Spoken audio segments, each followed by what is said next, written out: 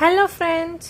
So இன்றைக்கி வந்து ரொம்ப சிம்பிளாக பட் ரிச் அண்ட் டேஸ்டியாக ஒரு லன்ச் மெனு பண்ணலாம் அப்படின்னு யோசித்த போது டக்குன்னு மைண்டுக்கு வந்தது ghee rice with paneer gravy.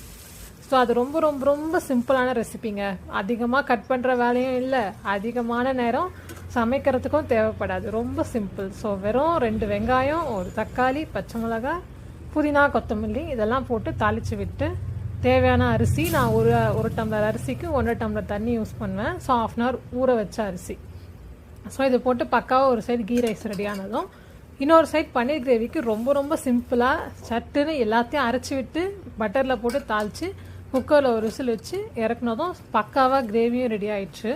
சும்மா சொல்லக்கூடாதுங்க, அந்த கீ ரைஸ் கூட இந்த கிரேவியை போட்டு சாப்பிடும் போது அல்டிமேட்டான டேஸ்ட்டாக இருந்துச்சு.